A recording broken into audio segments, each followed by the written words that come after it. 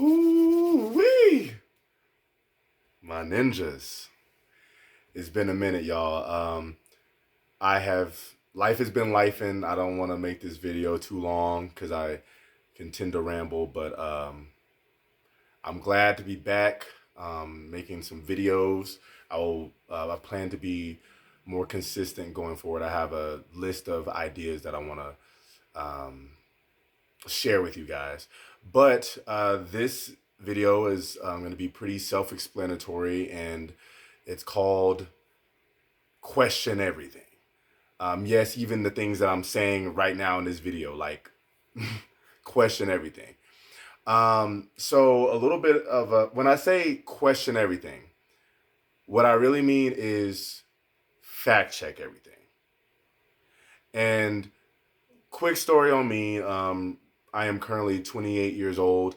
Um, Growing up in Texas in the South, my grandparents were very religious, like Southern Baptist church.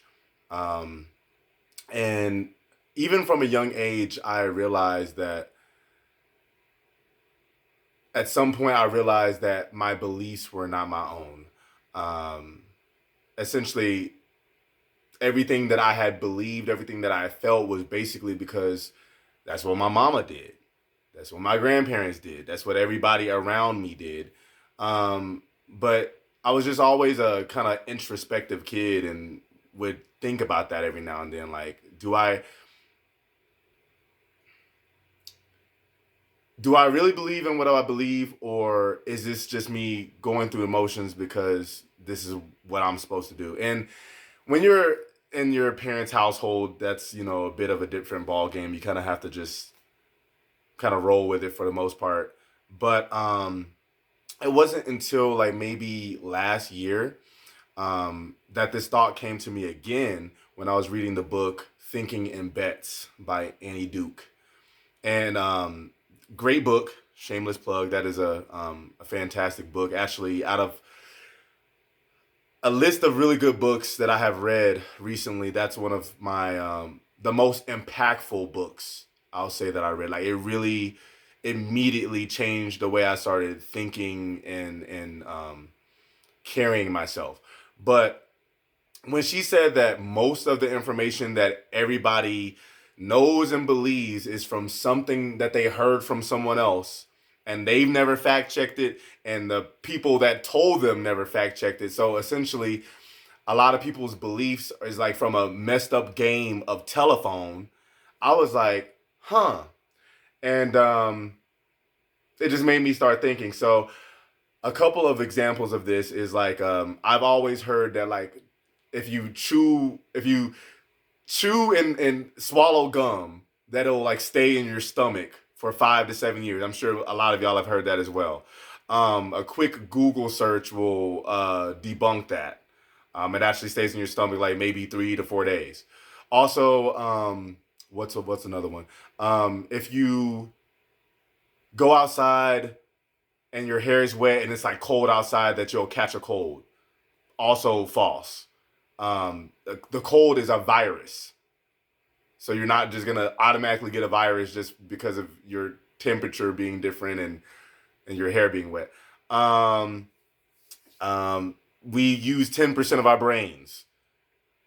That's apparently a marketing ploy that was made in the 1990s by like a motivational speaker to encourage people to basically go harder.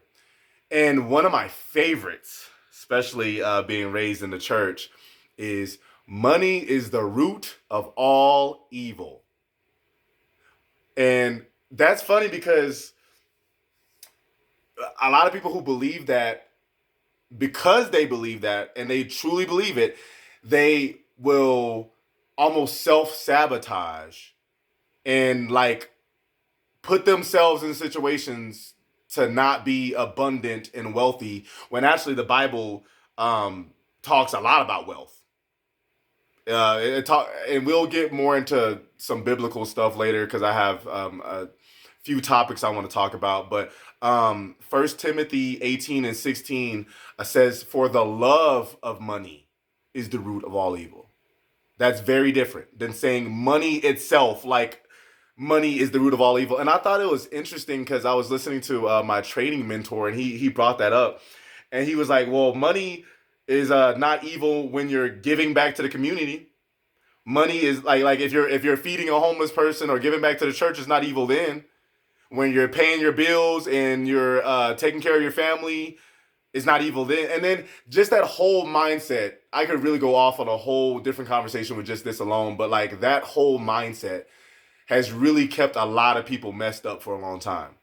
And loving money and money itself is two different things.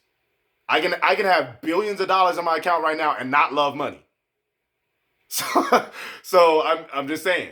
Um, but my point of this video, because like I said, I wanted to make this video short and sweet. I have like a few videos that I want to almost piggyback off of this one. But yes, you should question everything, dude. Just like don't take people's word for it. Even what I'm saying right now, pause the damn video or after this, research this stuff for yourself. Because a lot of stuff that you've probably been believing your whole life, like it's facts, and it's probably not, bro. It's probably not. And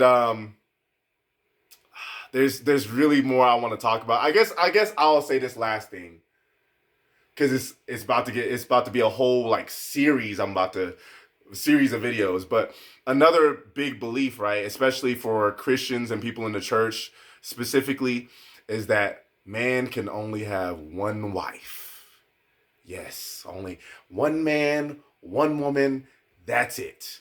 If you really read the Bible and you read it to seek truth and to seek understanding, you'll see that that's just not the case, bro. And like I said, I have a whole other video, like an entire video dedicated to polygamy, polygyny. We're gonna be talking about that a bit here soon. But yeah, man, just I really feel passionate about this, and it was almost like a revelation that I had after I started looking up certain stuff and realizing that like at least half of the stuff that I was standing on like it was facts was completely false.